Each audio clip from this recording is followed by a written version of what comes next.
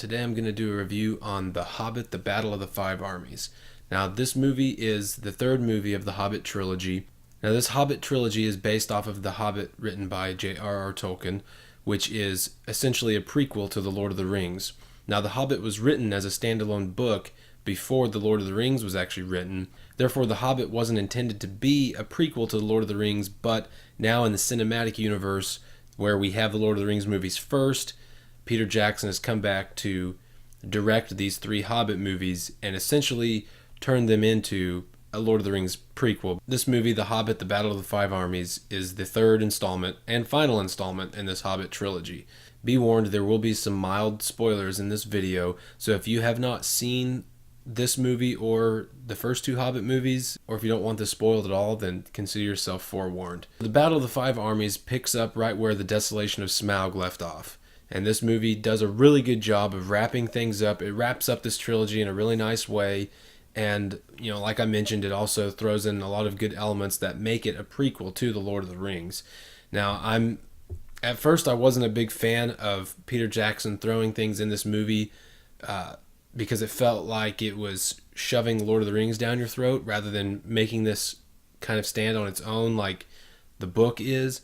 But as I've watched each movie, I've come to sort of appreciate that, and I actually look forward to seeing little nods and hints towards the Lord of the Rings movies. So the story of this movie is the dwarves have basically come back to Erebor. Smaug is headed towards Lake Town, and there's essentially a big battle going on to see who is going to win the mountain, see who's going to win Erebor.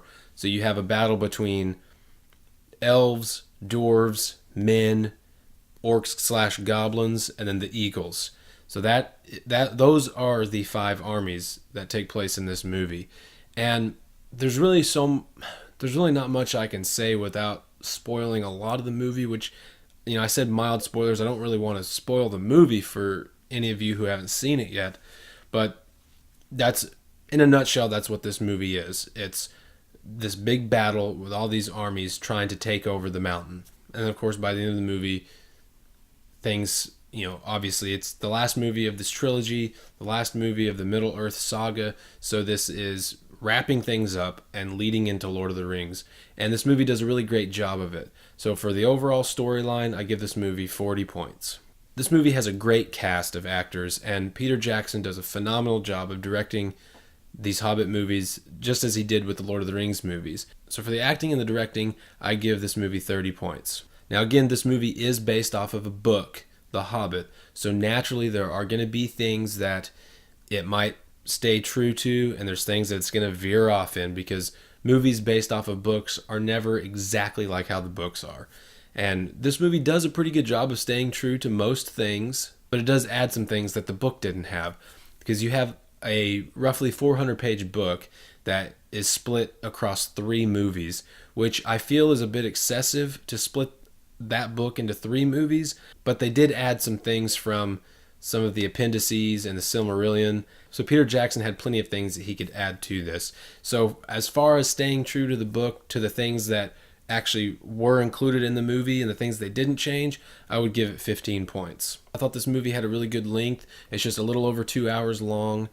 Compared to the other 2 movies and compared to Lord of the Rings movies, it's not very long, and it doesn't feel very long whenever you're sitting in the theater. It has fairly good pacing. Now, there are a couple of battle sequences that feel like it goes on a little too long, but overall I think the movie has a great length, and for that I give it 20 points.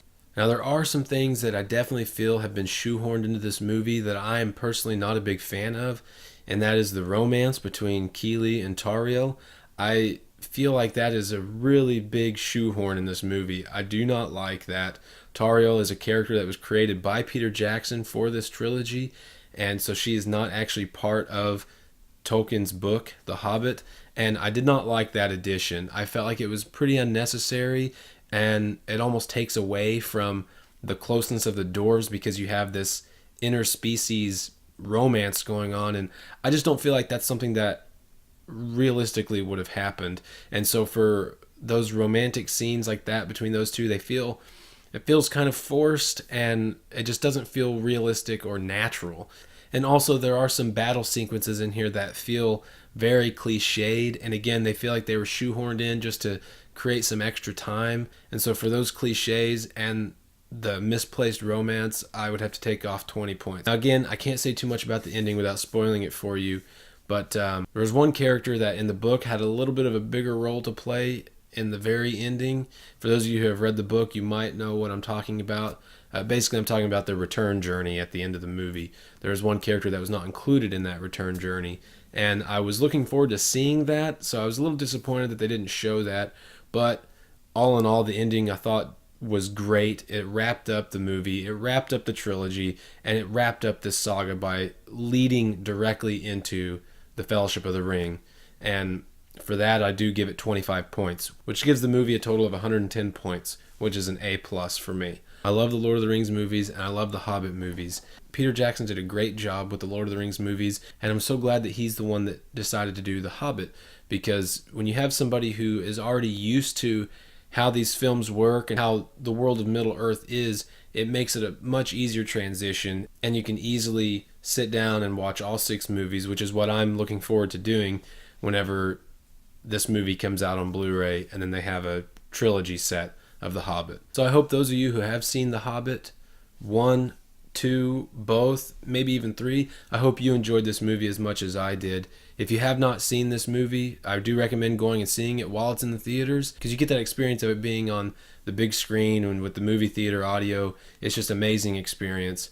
And if you have not seen The Hobbit, any of them, 1 or 2, I suggest going out, renting them, buying them. If you enjoy the fantasy genre, if you enjoyed Lord of the Rings and you still haven't seen this, you're definitely going to enjoy this. So I definitely recommend going and seeing it. So I hope you guys enjoyed my review of The Hobbit, The Battle of the Five Armies. Please subscribe to my channel if you haven't already, and share the video with those who you think might be interested in hearing about my reviews. So thank you guys for watching, and we'll see you next time.